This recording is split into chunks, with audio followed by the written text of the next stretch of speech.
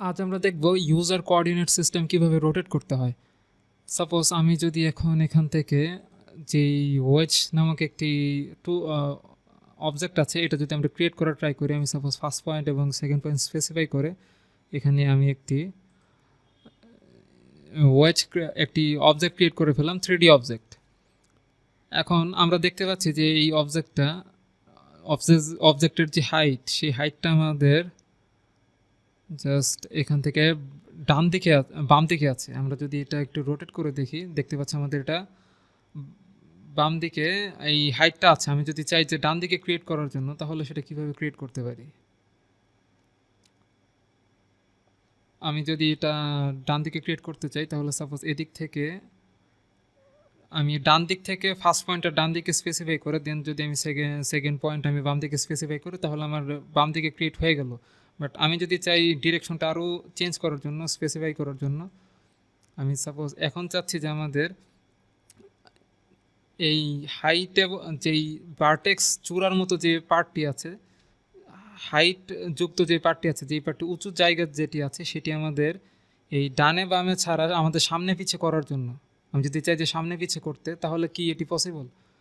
আমি যদি এটি ড্র করার ট্রাই করি যে কোনোভাবে, সাপোজ এইদিকে ফার্স্টে আমি ফার্স্ট পয়েন্টটা সামনে স্পেসিফাই করলাম, শুরুতে আমি ফার্স্ট পয়েন্টটা সামনে স্পেসিফাই করে সেকেন্ড পয়েন্ট যদি শেষে স্পেসিফাই করি, তারপর আমরা দেখতে পাচ্ছি আমাদের এই ভার্টেক্সটি বা চূড়াটি কিন্তু আমাদের জাস্ট ডানে বামেই হচ্ছে, আমাদের সামনে পিছে হচ্ছে না।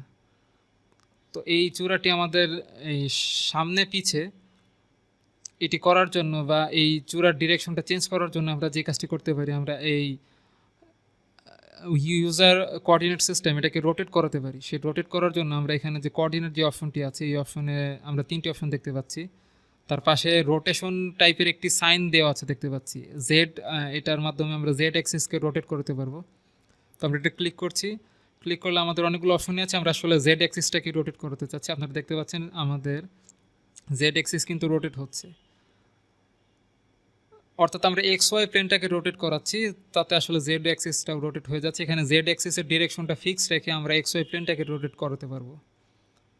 তো আমরা এই যদি অর্থমোডটা অন রাখি, তাহলে আমরা জাস্ট এক্স ওয়াই প্লেনের ডিরেকশনটা আমরা রোটেট করিয়ে সাপোজ এই দিকে রেখে আমরা যদি এখন কাজ করার ট্রাই করি, আমরা যদি আরেকটা ওয়েজ ক্রিয়েট করি, আমরা যদি চাই যে ফার্স্ট পয়েন্ট সামনে স্পেসিফাই করে সেকেন্ড পয়েন্ট আমরা লাস্টে স্পেসিফাই করলাম, এবার কিন্তু আমরা দেখতে পাচ্ছি আমাদের এই ভার্টেক্স যে পার্টটা, সেটা কিন্তু আমাদের পেছনের দিকে ক্রিয়েট হয়েছে।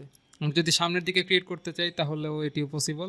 আমরা আগে সামনের ফার্স্ট পয়েন্ট আমরা সামনে স্পেসিফাই করব, সেকেন্ড পয়েন্ট আমরা আরেকটু আরেকটু সামনে স্পেসিফাই করব, তাহলে আমরা দেখতে পাচ্ছি যে আমাদের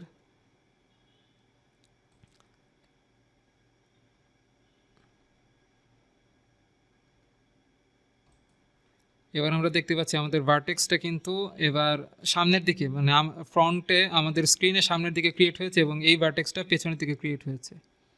তো এর মাধ্যমে আসলে এটা আমরা এই সিদ্ধান্তে আসতে পারি যে আমাদের এই ভার্টেক্সের ডিরেকশনটা ওয়াই অ্যাক্সিস যেদিকে থাকে সেদিকে ক্রিয়েট হয়। আমরা এই দুটি অবজেক্ট আমরা ক্রিয়েট করেছি এই ওয়াই অ্যাক্সিসটার বা এই জেড অ্যাক্সিসটা রোটেট করানোর পরে, ইউজার কোঅর্ডিনেট সিস্টেমটা রোটেট করানোর পরে। তো সেক্ষেত্রে এখন ওয়াই অ্যাক্সিসের ডিরেকশনটা যেদিকে আছে সেই দিকে আমরা দেখতে পাচ্ছি আমাদের এই ভার্টেক্সের ডিরেকশনটাও ঠিক ওই বরাবরই আছে। বাট এই যে ইতিপূর্বে যে 3টি আমরা এজ ক্রিয়েট করেছিলাম, সেই এজের ভার্টেক্স কিন্তু আমাদের অন্য দিকে ছিল, যখন আমাদের ওয়াই অ্যাক্সিসের ডিরেকশনটা উল্টো দিকে ছিল। আমরা যদি একটু প্রিভিয়াস অপশনে চলে যাই,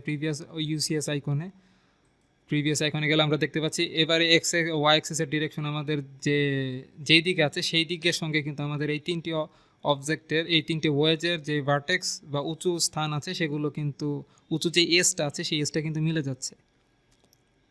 তো এখান থেকে আমরা শুধু জেড অ্যাক্সিস রোটেট করতে পারি না, আমরা চাইলে এক্স ওয়াই জেড অ্যাক্সিস সব কিছু রোটেট করতে পারবো।